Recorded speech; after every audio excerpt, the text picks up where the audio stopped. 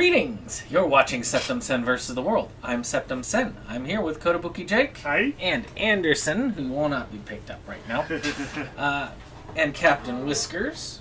And we're here for another part of this Disney Studios collection. There are a lot of parts here, so there's like 3 more parts left to this. Because each one's a big stack. Yeah. We don't have time to do all of them. So we only have enough time for like 1 a week. But after that's done, it's going to be in a playlist. So theoretically, if you're new to this, you can go back and get the other 2 parts, or you can just wait until wait a couple weeks. And when it's over, I'll put the end on it. And then you can just go to the playlist and watch the whole thing through for God knows how long. Yeah. Yes. So we kind of ended at the end of the 80s and the early 90s, and as we start of the Disney Renaissance. As we toe-tapped our way into the Disney Renaissance. And we'll probably be toe-tapping... We'll be starting to toe-tap away from the Disney Renaissance by the end of this. It won't be entirely out of the way, but we'll be getting at the beginning of the end of that. And we're going to start with the sequel to Honey, We Shrunk the Kids. Honey, I Blew Up the Kid. This one, of course, Rick Moranis plays the scientist's father, and he's got a very young child, like a baby. I also remember this as Honey, We Blew Up the Baby. And they basically end up enlarging the kid, and them having to figure out what to do about it. It's like, you know that picture book, The Wicked Big Toddler? This is the Disney version. I was definitely in high school when this came out. Early high school, but high school. Because I want to say this is 93? Sounds about right. And I remember seeing this around the time there and interested because I really loved Honey, We Shrunk the Kids. And it was still a fun watch. Do you remember this one at all? I remember it, but I didn't actually see it when it came out. I love the original, but I don't think this one quite got my attention the same way. I actually can't swear to it. I have seen the whole thing. I think so, but it's been a minute. Well, you said that goes in main pile, yep, right? Main pile. I'll let you know if it goes in the other pile. Just assume main pile, because there's a lot more of those than there are of the other. So this one here is one I don't think I've seen it all the way through ever. But these are Kim's. Some of these are Kim's. And this is Emilio Estevez in The Mighty Ducks, which is a sports film about a group of ragtag kids who pull it together to win it for the big team. I thought it was a bunch of ducks. But I think I have seen this, but it's been so long ago I don't know. I mean, do you remember The Mighty Ducks? Oh, yeah. Well, I barely remember it, but I did see this. I can't swear to it whether I saw it shortly after its release. This thing got popular. It even had like a TV show and all that stuff. Yeah, it was very popular. Yeah, but it's been many years since I've seen it. I did enjoy it. So we continue our Disney Renaissance with a film I really wish I'd upgraded to Blu-ray, but this one I do know. And that is Disney's Aladdin. It's still a nice little set. Yeah. I mean, it's a diamond edition. There's a little thingy there that opens up. And it has a lot of... It's the same cover underneath. Yeah. But it has a lot of special features. It still looks gorgeous. Still sounds amazing. This was This one was a big hit, much like the others. This one doesn't hold up as well, for reasons. But it's still a really good one. One of Robin Williams' most iconic characters. To this day, probably one of the cooler things to have in a collection. I heard that the live-action remake wasn't bad either. Some people even told me it was way better than this. Oh no, you can't do that. That's not better. But the live-action one, they did give Jasmine a song, which was a terrible omission in the original. And they took away... Jafar only had half a song to begin with, and they took that away. Mm-hmm. But, yeah, there are elements that did not age well. There were elements that were bad out of the gate. The Arab American Anti-Defamation League got on Disney's ass right away about one of the lyrics, which they changed that lyric in all subsequent releases. Probably this one as well. And some of the follow-ups did not hold up well. It makes me very, very, very, very, very sad that the TV show will probably never be on physical media. Again, for reasons. But it may be just as well, according to some people.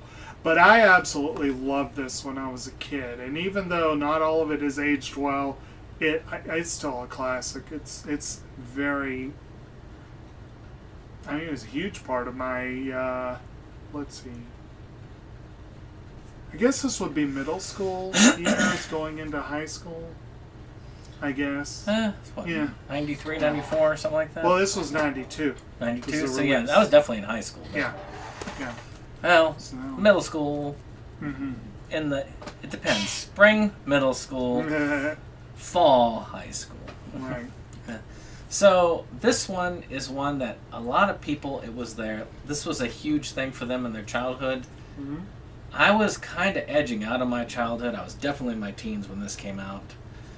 And that is The Muppet Christmas Carol. Ah. Now, I've been told by many people that this is one of their favorite versions of the Christmas Carol, which I can give them that. And this one is missing a song that apparently was only in the VHS release. I remember our friend Debbie had told us about that. But still, not a bad one. Enjoyable enough to watch. I watch it about every other year. Did you watch this when you were little? I have no idea when I first saw The watch this. when your little thing is going to be going away sometime soon. I don't know. I really don't know. I feel like... I mean, I know you've shown it to me at least once. Seeing Statler and Waldorf as Marley and Marley is a treat. And good song, that one. And then, of course, Michael Caine is a pretty good Scrooge. It's a good, solid film. I enjoy it. To this day, Christopher Plummer is my favorite Scrooge. He was an excellent Scrooge. Now, Scrooge McDuck being my second favorite of all time. But now this is one that I've never seen the original, but I did see this remake, which was the Homeward Bound, and this has both of them, which has Homeward Bound and Homeward Bound 2 in the big city. Mm-hmm. Is that right? No, Lost in San Francisco. Mm. I'm thinking Babe. And the original story is based off a true story about these pets that got left and they found their way home. Mm-hmm. So this is about this cat and the two dogs, and they work to find their way home. Mm-hmm. And they put voices to the dogs and the cat, and they do it again for the sequel. I never saw the sequel, but I saw this at a Barnes & Noble, and I had to pick it up. I can't swear to it that I ever saw the sequel myself. I think I saw the original in theaters. I mean, I definitely... and incidentally, I know I saw Aladdin in theaters. Yeah. I used to love Homeward Bound when I was a kid. It's been like I say, I was around 13 when that came out. That's the other pile. That one is the other pile. Oh, okay. But yeah, I admit, I was 13, so I was still at the age where I think I could still enjoy it, but moving out of it. Now here's one that also kind of got ruined by the fact it got released a few years too late for me. But my wife loves it. That's why I say it's about just a few years. You not saw by it much sooner than I did. And that is Hocus Pocus. It's sad that the second one is never going to see a physical media release, likely. But this is a steelbook. This is a Best Buy steelbook, which those are going to be collector's items eventually because they ain't making them no more. They ain't making any of them no more. And this one is one that, you had your three witches. If you know it, you know it. And they were going to eat children and stay young, and they get resurrected, and as these you do. kids have to, stop them from eating children and destroying the world, as you do. Mm-hmm. This is kind of the magic book as it goes here. I was introduced to this, I think, by my wife, though I did get this for myself because it is a solid film. Very good acting. Bette Midler, the woman from Sister Act, and the woman from Sex and the City. Yeah. Sarah Jessica Parker, and I can't remember the other one. But I mean, really good. It's a really strong film. Kathy Najimy. I know some of us will actually look at this and say nostalgia sometimes holds it up. I actually think this one holds up without the nostalgia. Birch as a kid. Because when I watched this, well on as an adult, I still really liked it. So I can say that it's a fun movie, but it's not one that I come back to frequently. Yeah, I mean, it's not my favorite by any means. It's not like it was. It doesn't have the favoritism that. I think I saw a couple scenes from it as a kid, but that was it, and I didn't see it again for many, many years. The one I need to see because it has John Candy in it, and I have not seen this. Actually, we did a movies Galore discussion on that. Yes, we one, did. right? Kim was on it and did a great job. Good times. Now this one has John Candy in it. I have not seen it. I want to see it, and I just haven't made the time for it. And that is Cool Runnings. About I saw that. Jamaican bobsled team. Yep. And I really did want to see this. It sounds like it was going to be fun. I love John Candy as an actor. I've heard that this one was just generally a wonderful film overall. So I'm definitely glad I have a copy of it. But I've never seen it. I'd have to double check. I feel like he passed away shortly after this film was released, didn't he?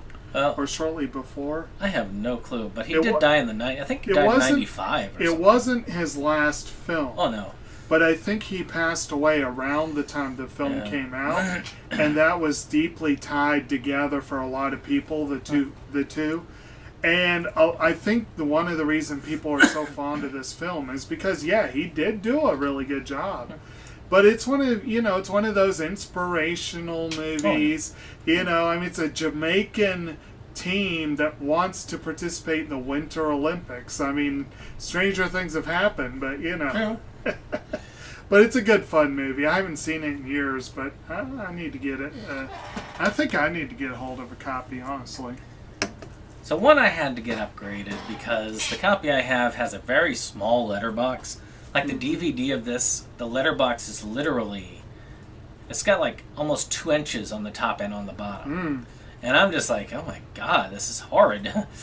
So I went ahead and I got the Blu-ray upgrade towards the end of the Disney Movie Club stuff. And that is The Three Musketeers.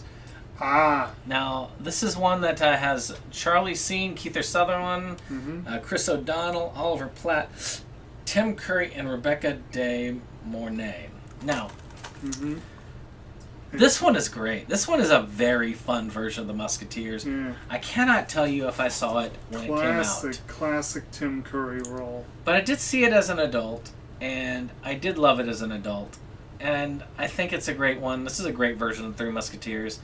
Some are very dark. Man in the Iron Mask, good example of that. And you're trying to get me copyright claim. No, I'm not. That. But any case, I did find this one as an excellent film. Oh yeah, this is absolutely a classic. I watched this a lot. All for Love was everywhere in the 90s, that one song. And I always remember Oliver Platt was definitely my favorite character in that. He was so hilarious. I was just double checking. Cool Runnings came out in October '93, and John Candy died in March of '94. So it definitely wasn't long after, But at any rate, his last film role was actually Canadian Bacon, which we also covered on Movies Galore. Technically, film-wise, he was filming Wagons East last because it was during that filming that he died. But I want to say Canadian Bacon came out just a little bit further out. But this one you have Tim Curry as Cardinal Richelieu, and he is such a good villain. He really is. So, this next one I have nothing to say about, but I'm sure Jake might if he saw it. And that is D2, The Mighty Ducks. Oh, jeez. And got Emilio Estevez back in that bad boy. Yep. I know I've never seen this one. But maybe Jake can save it. Nope. Nope. Okay, well, then I guess. So, incidentally, we got Charlie Sheen and Emilio Estevez. I guess you could say the responsible brother and the other one. But no, I enjoyed D2. I enjoyed Mighty Ducks, but I've never given two craps about hockey, so I didn't have that going for it. Me like hockey. No. Yes, and it's a good. It's weird though. With a lot of sports movies, I've come to enjoy the ones for sports I could care less about. Like I have seen some really, really good. And Frederick Bachman's Beartown series centers on hockey towns, and it's incredible. But yeah, D2 probably not on the same level. But I know I had it. Anderson looks like he is about to join us. Anderson, what are you doing? I'll have to look and see for it because. There he is. But I'll get to you on that in a minute. Do you know what year Nightmare Before Christmas came out? 93. Okay, so that should be right around now, shouldn't that it? is in the. Well, I'm going to have you talk about this while I try and find it because it should be somewhere close and it's not located in here. You just really went fast and loose with this list, didn't you? I swear I pulled it. It might be in one of those stacks actually, which is there. Does it not fit your stricture of what is a narrowly defined Disney Studios release? Or? I think it did. I think it did get that. Okay. But in any case, before we get to that, yeah. I'm going to do this and then I'll have Jake talk about it more. Okay. But you're not going to talk about it at all until I hand it to you because I need time to search. Right. So, we have the two Aladdin sequels, Return of Jafar and Aladdin and the King of Thieves. Now these are peculiar because I really would say that out of the straight-to-video sequels, which I think this really led the way for those, Return of Jafar was actually fairly decent. I liked it when I watched it first. And Jafar comes back with his genie powers, and it's pretty impressive, but you didn't have Robin Williams. He had a new vassal under his control, I believe Abbas Maul, I think was... But you also had Aladdin and the King of Thieves, which, oddly enough, Robin Williams returned for his role with the genie. Well, you know what was behind all that, right? Disney absolutely screwed him over on Aladdin. He had one request. Hey, I'll be in it, but don't use me for the marketing. Yeah. And they were not on speaking terms for a few years, but I guess he made up for that with them for King of Thieves. So. Which was a lesser movie, but it was okay. It was enjoyable enough. You could tell there was a definite drop in the quality of the animation for these, but still... not bad overall. Yeah. And of course, Abbas Maul became a major running character in the TV series. I don't remember if he was in King of Thieves or really how many of them returned. And wasn't it these two movies that cemented Iago as a kind of sort of ally? Yeah, he was kind of like the good guy. Yeah. The second one on. Yeah. Good times. But yeah, I only saw The King of Thieves a couple of times. It was never my favorite, but it was alright. I really did enjoy The Return of Jafar. And I'll give it another look one of these days. But, yeah. I think But Abbas Maul's name gives away one of the issues that this series ran into, which was they started getting cutesy with ethnic names. The series featured a Greek merchant named Mechanicles, and there were some others that was kind of... He wasn't in King of Thieves, right? Well, I don't remember. To tell you the truth, King of Thieves is one I do not remember much, and... Yeah. If I did pull it, whether it is in these stacks or not, I'm not seeing it. Nightmare Before Christmas, right? But maybe not. It's not over there in the corner, right? Not that I can see. Well, I hate to be missing that one because that was a good one. That was a steelbook. That is a good one. That is strange. That is missing. Nightmare Before Christmas. Well, I cannot stop. Right. So. I'll make a quick run looking for it. I'll be right back. Well, I'll start with the next one that we have down here. And that is... I swear I had that thing. Well, there's only one film. You know what? We're going to take a break. So, we found it! Woohoo! And that is The Nightmare Before Christmas. This one's also one I was like, oh my god, I hope we didn't lose it. Because this one is a Best Buy exclusive, and that's even more exclusive because Best Buy's physical media collection is no more. Oogie Boogie stole it and hid it. Which, you know, I am going to take that off. Yeah.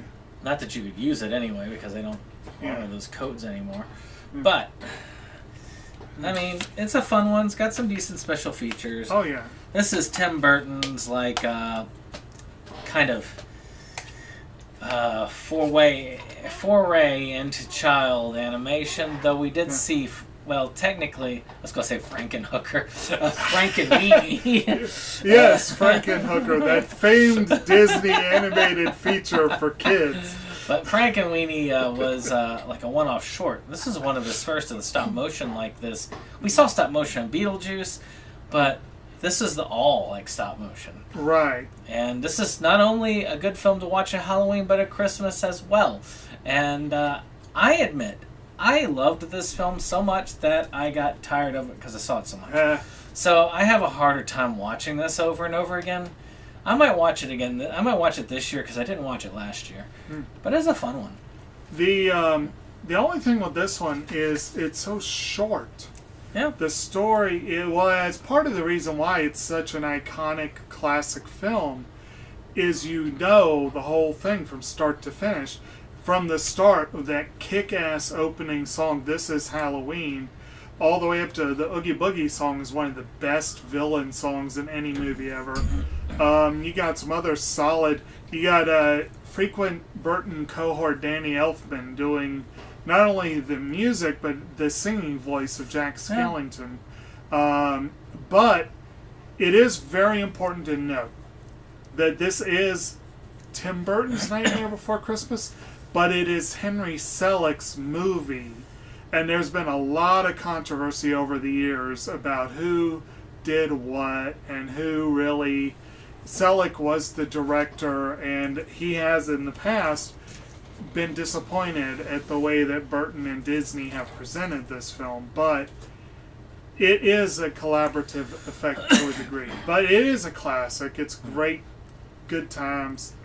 Very cool. I do like this set. This is a nice set. Yeah. But, yeah. Well, and I'm going to follow it up with another classic. With another banger of an opening song. And a banger of a villain song. And I'll say this one is far less even when it comes to live action remake. And that is The Lion King. Yes. One could argue that so far it's the most worthless of the live action remakes. So, of course, there is a lot of debate over whether they ripped off Kimba the White Lion for this. But it was really good. It's also a take on Hamlet. I mean, actually, it really is. The story is Hamlet. This was the first VHS my mother bought. Was The Lion King. She loved it so much she wanted to watch it over and over again. And we did. We watched it over and over again. And it was enjoyable. I was a mid-teen by this point, but that's all right. 94, it was still great because I was 14, 15 when this came out, and I was still enjoying the heck out of this. It's still great. It holds up well. Yeah, it's a great film. It does hold up, yeah. Beautiful animation, and I'm glad to have it on Blu-ray. It's a definite Blu-ray film. Yeah. Could be a 4K if they clean it up. If I recall correctly, this is by far the highest grossing, traditionally hand-drawn animated film out there. Certainly of American origin. And it, whatever the controversies about the origin, you can't deny, like, the opening sequence with Circle of Life is just one of the best openings. Be Prepared is one of the best villain songs. Can You Feel the Love Tonight? Great song. And then you got a lot of great characters too. Rafiki, Timon, Pumbaa, Scar. Yeah, there are a lot of great characters, great voice acting. This was the role, one of the roles, Darth Vader being the other, that James Earl Jones was born to play. Yeah, Well, but good times. So, I had to get this little box because I start filling it. A box. And I'm going to put this over here when it's there. Okay. So, speaking of controversy, Heh. this one could be controversial or maybe not, depending on what you think of this individual. One could say that about a lot of things. But Tim Allen Yep. is the Santa Claus.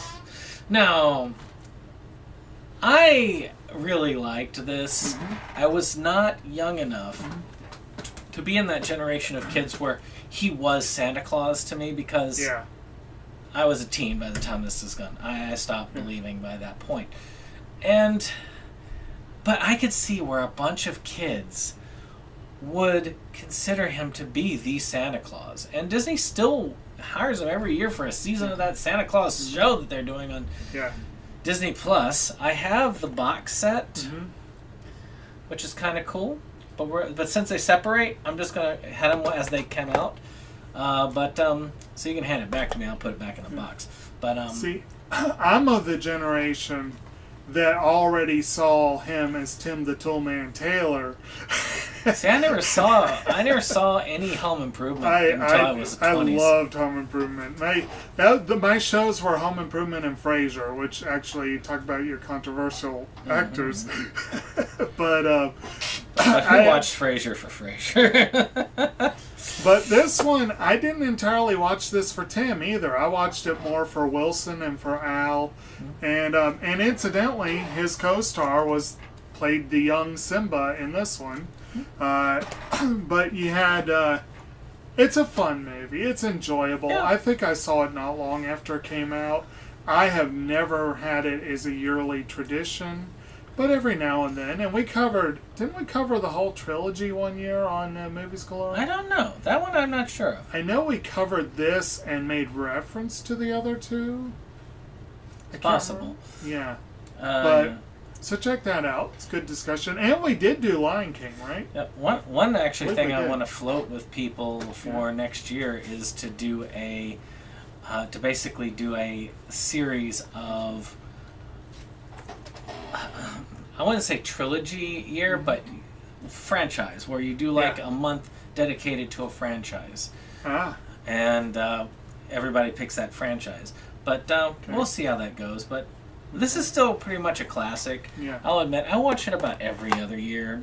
Maybe every year and a half type thing, because sometimes I watch it 2 years in a row. Although, the others, not so much. But that one... One should mention, though, given that the central conceit is that you become Santa when the other Santa dies, and that it happened that the guy that Tim Allen plays, Santa dies on his property. Yeah. It's an accident, but he does die on his property. And this is the setup for a heartwarming Disney film. It is amusing.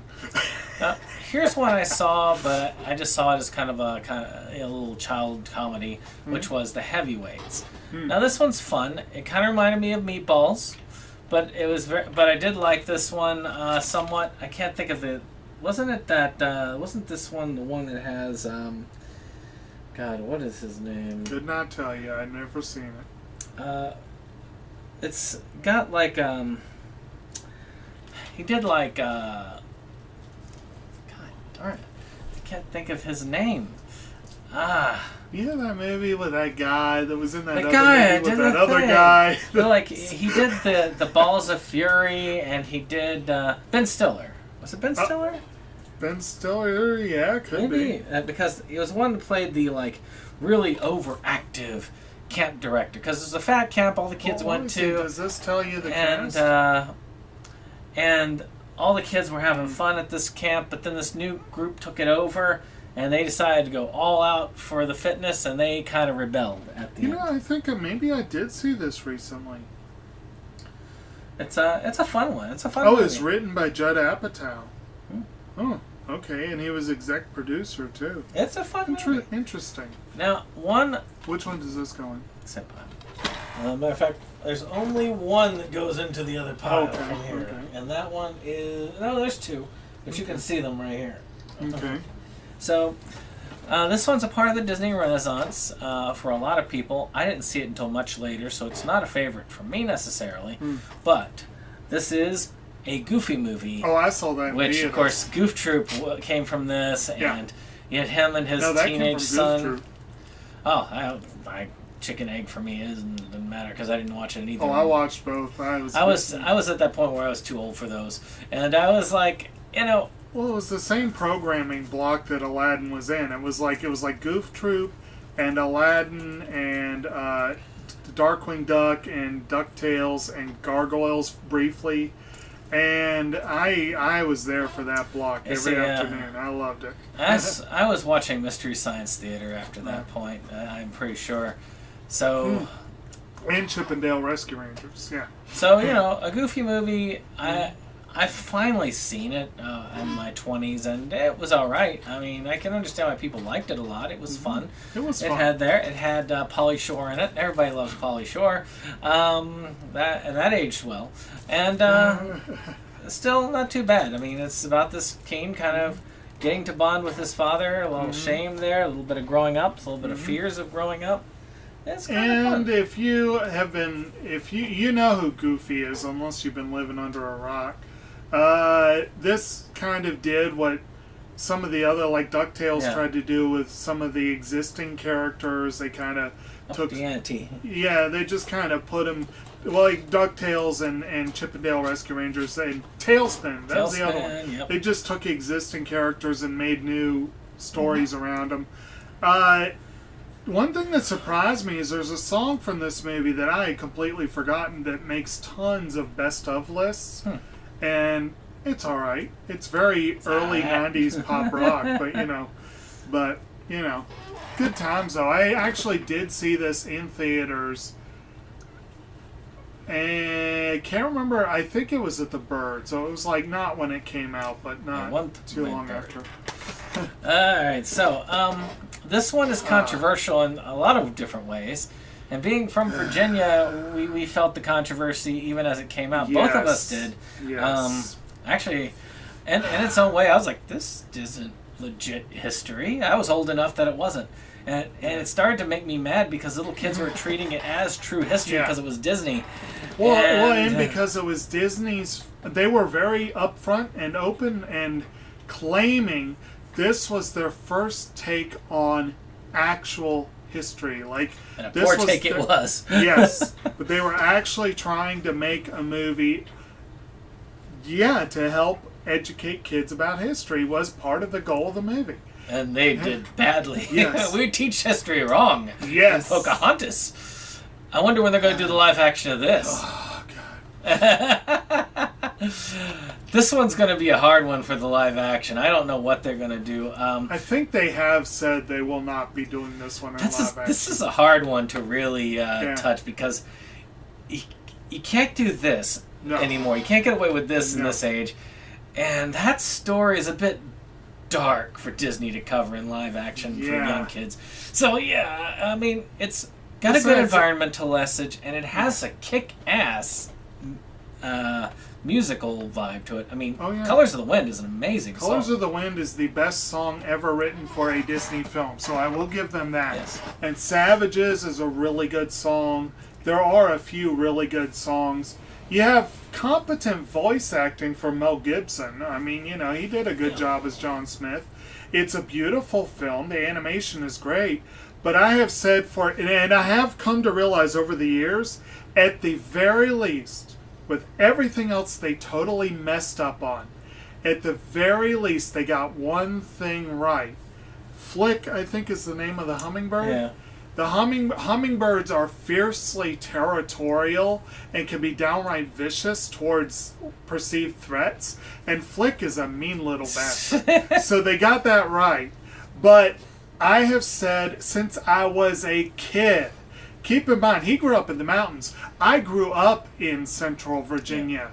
I grew up within a 20-minute drive of the James River. And I have spent most of my life within the James system.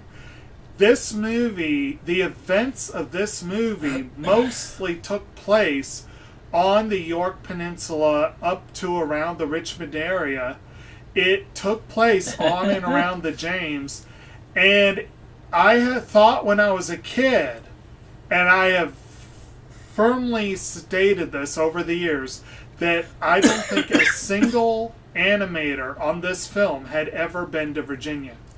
And I think that they pulled ideas out of their head of what it should look like. This movie is animated. It's one thing if you film something in Romania because it's cheaper, like with Cold Mountain. This one should at least look like the Eastern U.S. And it looks like a mashup of the Eastern U.S. We do not have high waterfalls. I went to Great Falls and the Potomac, and there are no waterfalls as are depicted here. Yeah, I mean... it's insane. And that's to say nothing of how they aged up Pocahontas and put in a love story with John Smith and all that kind of stuff. I mean, Falling Spring is decent-sized waterfall, and according to old documents at that time, it was much larger than it is now. Yeah. Until people like Jefferson, I believe, started excavating and destroying Taking all the water away. But from what I heard, that one was a huge one, almost huge waterfall. So theoretically, but then again, that would be way off. That would be way off. That'd be way off. That's like over in the mountains. 2 hours in the wrong direction. Their ship would have a harder time getting there. Yes, no. At the time this film took place, the fall line was the limit of navigation. Yeah. There were no ships going past Richmond or past what is now D.C. But if you want to see the actual story in live action, watch Terrence Malick's The New World. But this is an entertaining movie, and it does have a kick-ass soundtrack. But for kids. Don't watch it to learn your history. So, this one's interesting. I've never seen it, but I've been wanting to see it, and that's a documentary called Frank and Ollie. Which I believe is about some Disney animators. Yeah.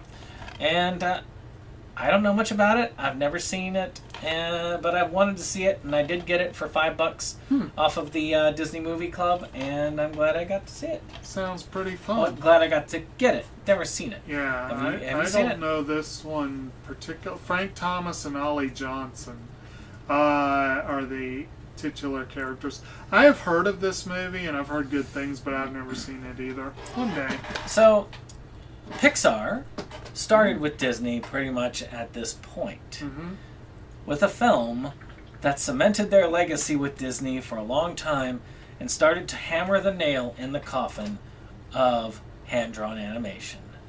And that is Toy Story. Now, this is a 4K version of it. Probably doesn't need 4K, to tell you the truth. This one... So we're counting this as a Disney Studios release? It is a Disney Studios release. It was released by Disney Studios. Yes, but I believe it was produced and filmed exclusively by Pixar. It was, but again, this is about ones that were distributed by Disney Studios. True. This is why some of these in here, like some of the other ones, were definitely not made by Disney Studios, but are definitely distributed. And this was distributed by Disney Studios. They were the ones in charge of getting it to theaters.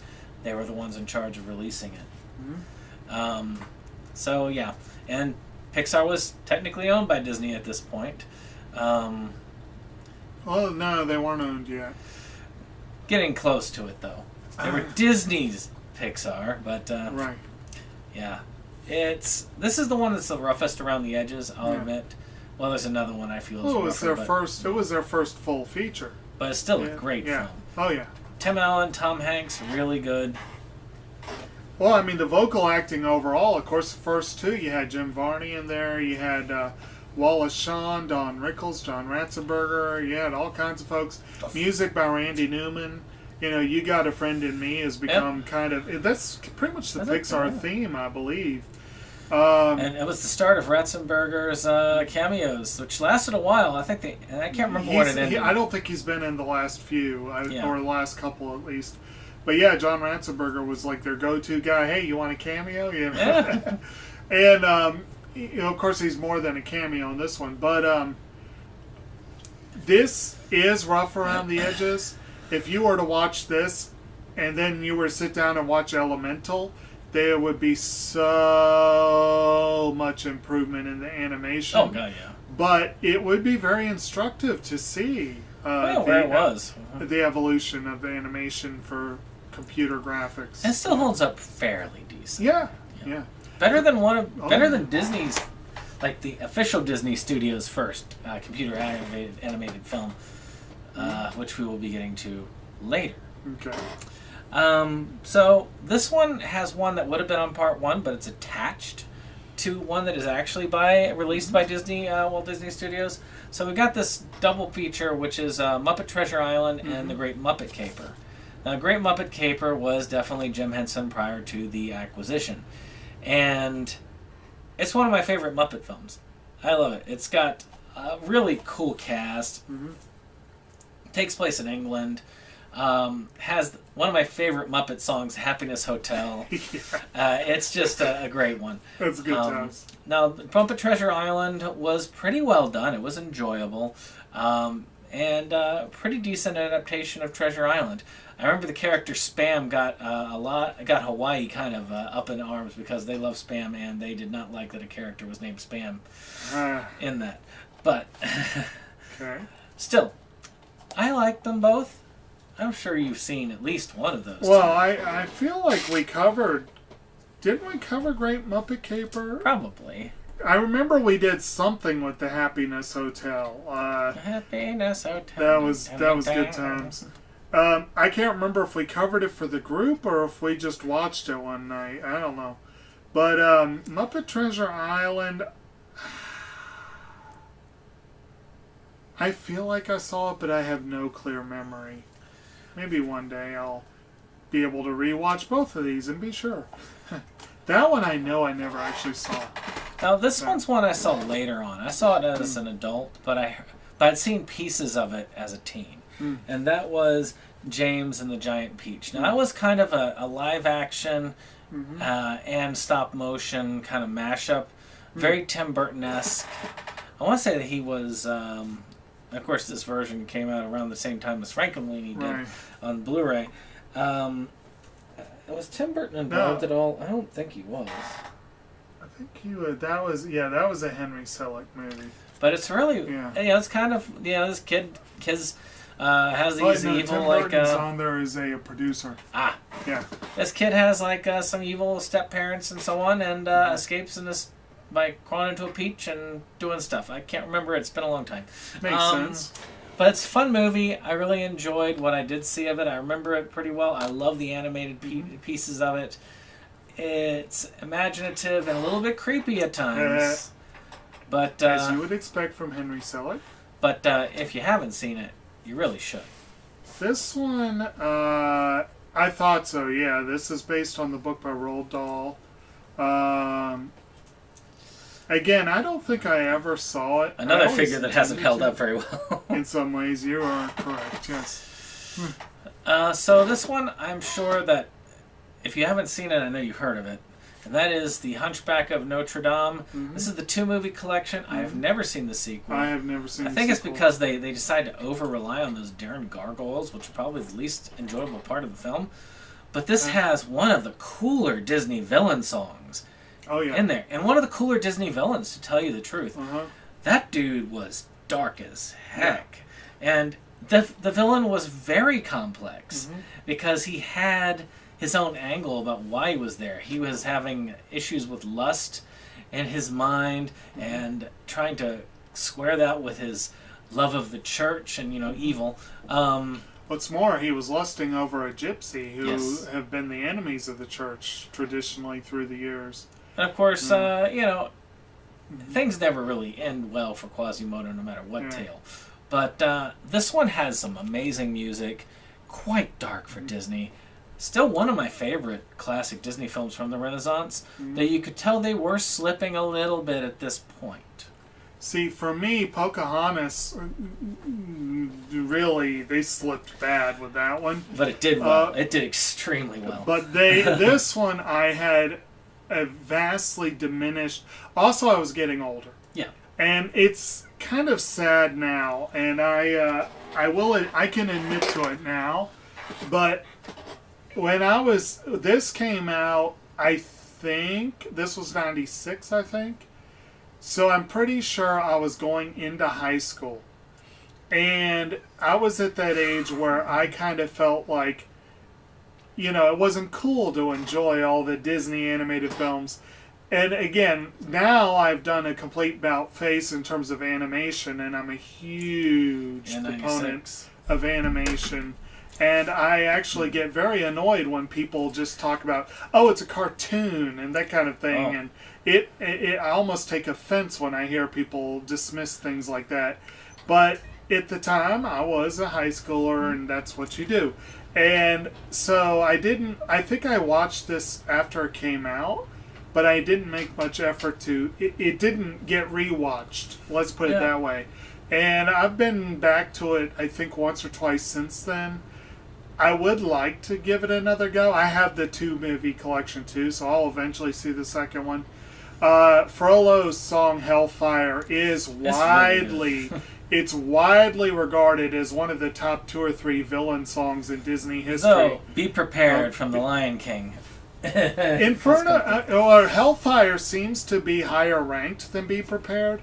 I disagree. I think Be Prepared is the better of the two. But Disney has had some great villain songs, and this one definitely fits it. And it is a good movie. I did enjoy it. It's just like I said, at the time it came out, I happened to be going into a dark moment in my own history of watching Disney. We're going to be hitting a few coming up that I have never seen. Huh? And one day. You know what's weird is that I never fell out of my Disney watching phase That for may the have been animated. That may have been one of the reasons why I didn't see this one, because of the time. For the main animated films, I never fell out with them. I mean, Goofy Movie, I just thought of that as an extension to Goof Troop, which is what it was, essentially.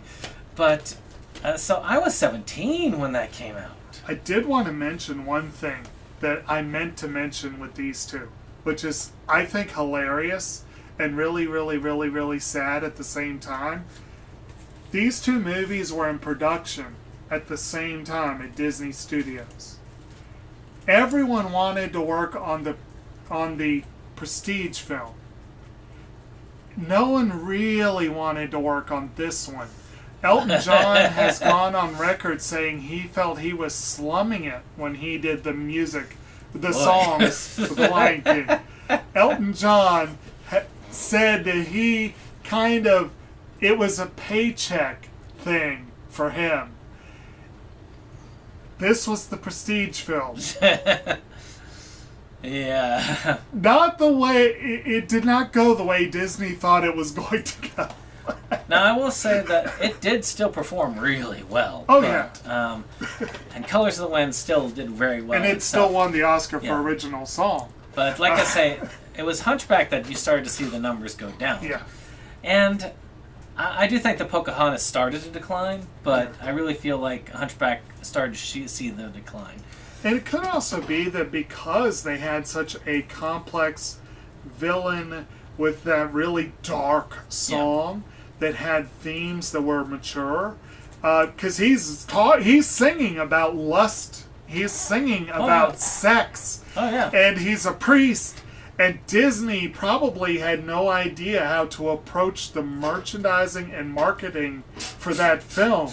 And we know Disney is all about their marketing. And they are all about that merchandising.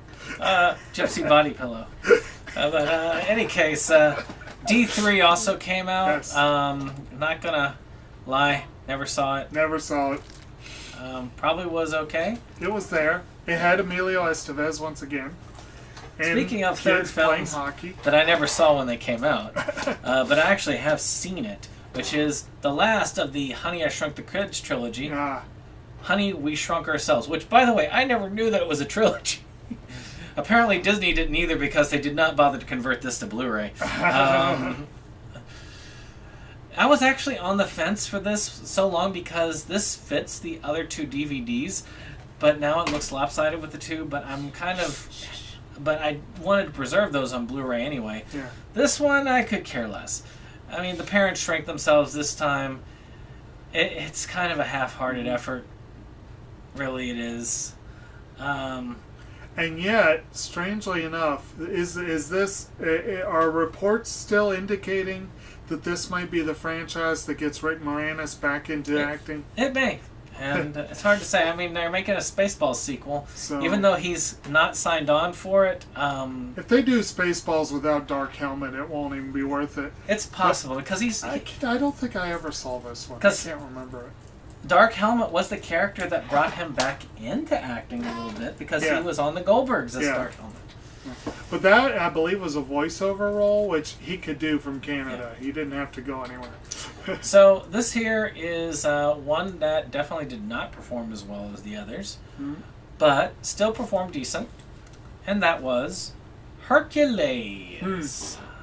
So, this is one of the ones I still have never seen. This one has a fairly... I mean, there's at least one good song here. Oh, there's a great song. The woman, whatever her name is. Peg, I think, Yeah, what's the... I Won't Say I'm in Love, I think is the title. That's a good song. And it's a really well done musical. Danny DeVito's fun in his character. It's not a bad one. From what I hear, James Woods is very amusing as Hades, although another he's problematic individual. But and he has said no matter what, whenever there is a role that Hades is in, he is game for it, and he has made good by his word. Good deal. Even the smallest of bit parts that Disney was doing Hades, he's come back to do like that recent short film, the Once Upon a Studio, I believe he voiced a line or two in that one. He loves playing the character that much that it was just, and he I'll did. Be he happy made the to character. See this one of these days. Oh, it's a good one. Of course, this one also has Danny DeVito singing. I didn't care for that song so much, but.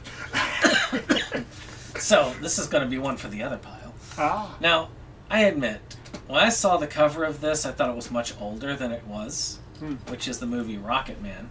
And to tell you the truth, this cover, I thought it was Adam Sandler.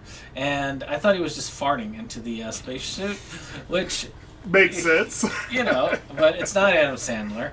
And he may still be farting into the spacesuit for all I know.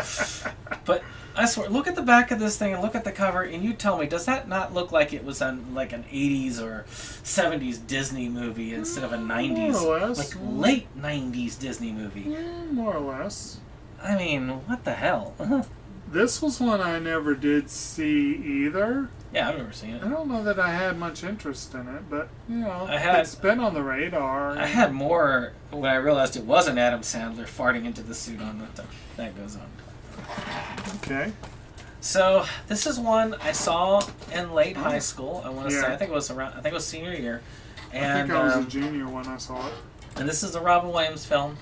We covered the original, The Absent-Minded Professor, renamed as Flubber, and this had some pretty good vibes though when it came out. It's an okay film, fun enough comedy. I went ahead and got it because I like having Robin Williams titles. Don't know if this will ever see print again, because they say Sony is cutting their production of movies, and if they're cutting their production of physical media and they're handling the Disney physical media, how much is there going to be really printed? And which is sad. So $5. I was able to get a copy of this. It's an okay comedy. It's he's got it's the flying rubber stuff, but they give the flying rubber stuff personality. So. And Robin Williams, so you can't really go I think I saw this in high school. Like, I feel like we watched it in class one day. Yeah, I feel like that happened here with me as well. And I barely remember it. I remember enjoying it. I remember that the critics did not. They savaged this film.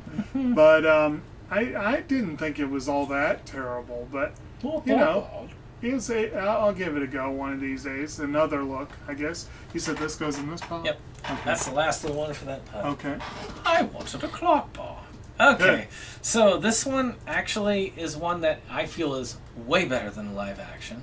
Mm-hmm. And so did most of China. Which is Mulan. I actually upgraded this to 4K. It's... Okay. I mean, you know, it's a story about the woman who ended up joining the military, disguising herself as a man, so that she could prevent her father from having to be kind of drafted in. Mm-hmm. And it's really good. It's got Eddie Murphy in it. It's very well... I mean, Make a Man Out of You is a very amazing song. I really love this particular film. I saw this in late high school or a little bit after. I can't remember. But it was a fun one. It was really enjoyable. Well, again, this came out smack in the middle of my I'm too cool for Disney phase. So I did not see it until many years later. I have seen it. I have seen the live action remake. I think I've seen each of them once at this point. I actually do think it is a really good film. I really enjoyed it. The music is excellent. It's well made.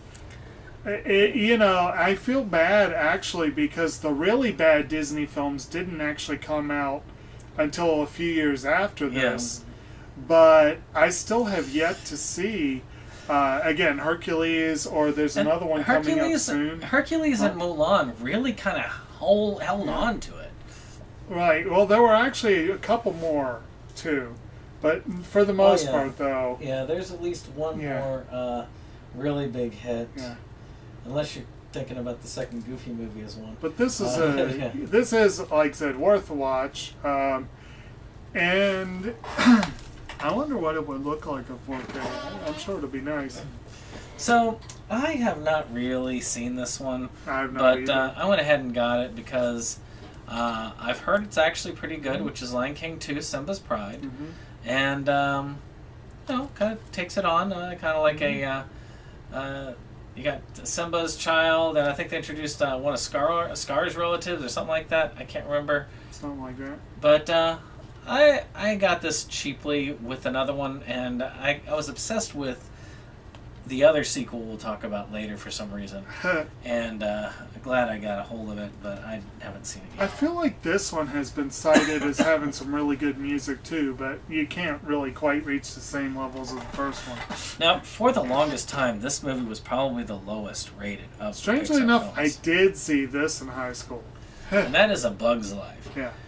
Well, it's interesting because Ants came out around the same time as this. Almost the same Which is time. interesting because that's a Woody Allen head with Sylvester Stallone. Yeah. And this one was pretty good. Similar concepts, oddly enough, where you got these ants, but this one's like a genius ant who wants to do like tech and stuff.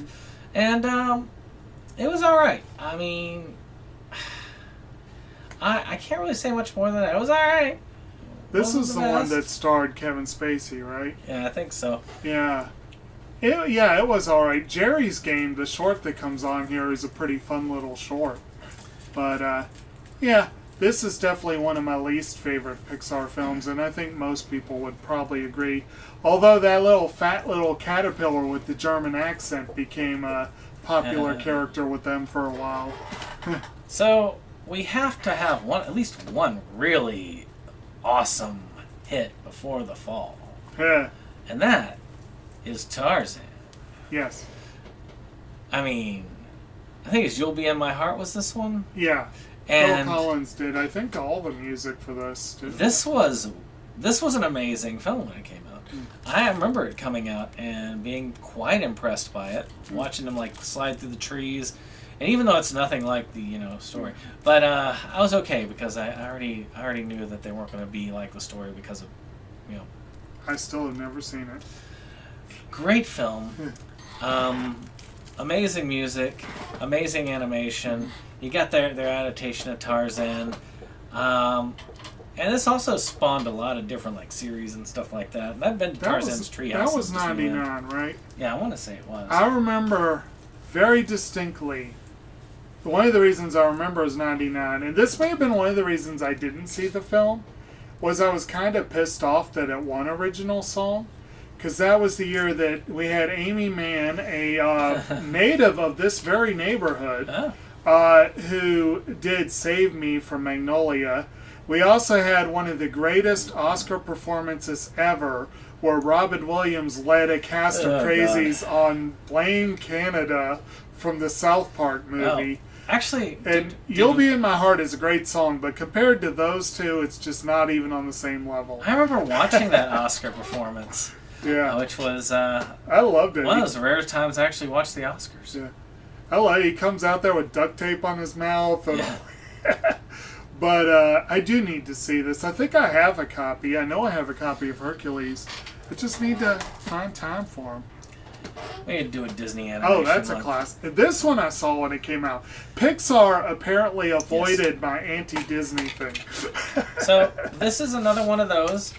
And, you know, if you somehow grabbed the code, I hate to tell you what's been used. But this one actually is another Best Buy Steelbook limited edition, because they had them on sale for like $10 at one point. And I was like, I'm going to convert all my stuff, because my Toy Story movies, a lot of them were DVD. And I needed to upgrade. This one, actually, you can tell they really improved their game. They did improve their game for A Bug's Life, but you can tell a lot from this one. And it's not quite modern Pixar, but it's definitely right there. I'm sure that you also enjoyed that one too. Oh, I enjoyed this very much. This is the Toy Story series overall. I have always thought is highly overrated. They've never been at the top of my list of Pixar films, but they've almost gotten better as they've gone on. I know that might be blasphemous to some, but I actually really thought the third and fourth ones were excellent films. The animation had something to do with that, because the animation went with leaps and bounds with each Toy Story. I really wish they would just stop it and not keep doing Toy Story movies.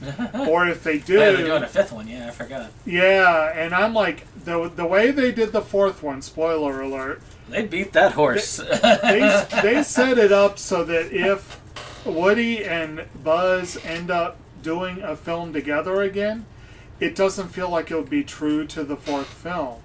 So I really hope that they don't do that they focus on one or the other for the next Toy Story film. But it is a film that lends itself to a series of films. But it's a good one. Solid film. I believe this also won original song, or it might have, but it was definitely given a lot of buzz for it. So I couldn't tell you how well this did in theaters, because I've never seen it.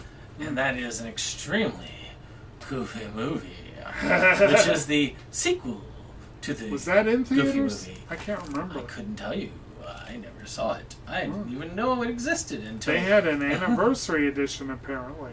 Yes, I could have told you. I got it with the other one. I have never seen this. I know nothing about it. Yeah. I mean, it came out when both of us were pretty much adults at this point. Right. Yeah. It's good times. Now, this one I have seen one time. Disney's first computer animated film, which is not the one I'm talking about, which is horrid. And that is Dinosaur. I keep forgetting this exists. I do too. I forgot I had this, and I ended up buying the Blu-ray, so I ended up upgrading, unbeknownst to myself. It really isn't one that I... And Disney didn't care much for it either, because I got this for $5. But I don't remember much of this. I saw it when it came out, and that was it. I mean, it was kind of cool because it was trying to do the realistic looking CG, so it didn't look like total dog crap. But I couldn't tell you anything about this film. I couldn't either. I cannot swear to it whether or not I've seen it. I do... I see that they did the same dumbass thing the Ice Age did, which is getting the timelines totally crossed. You would never see a primate during the age of dinosaurs. But, yeah, it's probably worth a watch one of these years. So one that we covered in Inside Movies Galore not too long ago. And one that's actually really well done, and one that I'd avoided for a while. I'm kind of glad I saw it. I think this is Kim's copy. Mm-hmm. And that is Remember the Titan. Aha. Which is actually a really good one about this, about the football team that kind of hit into integration. Mm-hmm. Man, those people who... Kim wanted to make sure we know it's hers. Oh yeah, that's true. That's definitely hers then. But I guess people who call Disney the W word would definitely look at this film and go, and they just have a conniption fit these days if this was put out. So it's actually pretty good. It holds up fairly well. It is based on a true story. Mm-hmm. There were a little bit of some inaccuracies, but nothing huge. Nothing Pocahontas-sized, anyway. No, the main inaccuracy, if I'm not getting my movies crossed, the main inaccuracy here is the fact that nearly all of the high schoolers were played by kids in their late 20s. I think one of the main characters was over 30. But the baby of the group, who I think was 18-ish, was a very young Ryan Gosling, fresh out of his Mickey Mouse Club days, I believe. So that was kind of interesting and amusing. Of course, Denzel was Denzel. There's no man alive better at playing Denzel than he is. It's a good movie. Solid movie. We had a good discussion, too. It's worth checking out. So, we're going to end this on a lower note. Because this is because Disney had kind of been hovering. Then Dinosaur came out and kind of did...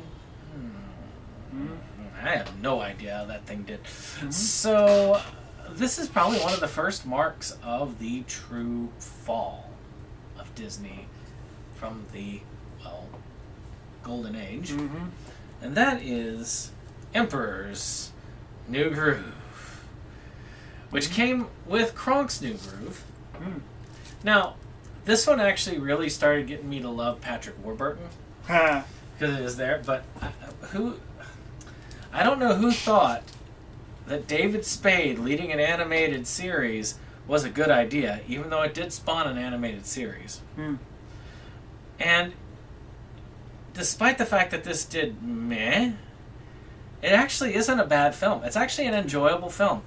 It is actually a fun film. And the villains are hilarious in this. Mm-hmm. One of the best duos I've seen for villains is about this emperor who's a dick, and his sorceress who turns him into a llama. And he's got to find a way to cure himself of his llama face. And cure himself of his llama. And does so by pairing up with a peasant. Which I want to say... I want to say it's John Goodman that plays the peasant. John Goodman that plays the peasant. Yeah. And so you had a solid vocal cast. Yeah, it was a solid movie. This is a good... This one I actually saw in college. It just happened to be on one day in Kresge. And so I sat down and watched it. I don't think I saw the whole thing. I think I saw 90% of it. I've never seen Kronk's New Groove. One day. On my face! But this is a really good example. One of the better examples in movie history, you might say, of making lemons out of lemonade, or making lemonade out of lemons, or whatever you might want to say, out of that. Because Disney had a story. They had storyboarded and even, I believe, animated much of said story. They had Sting hired to do the music, and I believe he had already turned in a bunch of songs. And it wasn't working. So they ended up taking what they had, pretty much throwing much of it out the window, and redoing the whole thing with the elements at hand. So they basically recycled this movie. And it's not a bad movie given that. But it definitely fell into that category of I wouldn't have gone to go see it at the time. But I think it was at the point where I was getting ready to come back and watch more Disney. But then things got really bad. And we'll talk about that next time. Next time, we really go into the fall, and we don't really start climbing out until probably, not next part, but the part after next. Because... there'll be some bright spots. I mean, but most of the bright spots are Pixar. Yeah. And admittedly, there are some good Disney animated films in the next part. The problem is they're so overshadowed by the... that they unfortunately end up causing more problems than they solve. Mm-hmm. But we'll get into that next time. Yeah. But we'll see you on the next one. Hit that subscribe. Write some comments down. Talk about like what's your favorite Disney film from the Renaissance? What's your favorite Disney song? How painful was it for you to watch the animation in Pocahontas? Or were you one of those kids that learned your history from the movie? Do you still believe to this day that's the truth? Well, we'll see you on the next one. Bye-bye. This is the end of the show. We hope you liked it though. We had our splendid time, afraid it's almost time to go. This is the end of the show, but we felt you'd like to know a bunch of friends right to the end. Our link just down below. This is the end of the show, so help us let you know. 'Cause here's Jake to say the things we thought just couldn't go. And now we would like to take a moment to thank our friends at the Rebel Gaming Club for our rollicking opening number that has been gracing our videos for some time now. And we want to thank all our friends who come out for various projects and what have you. We have numerous links below, and we very much encourage you to check them out and give the other people a visit as well.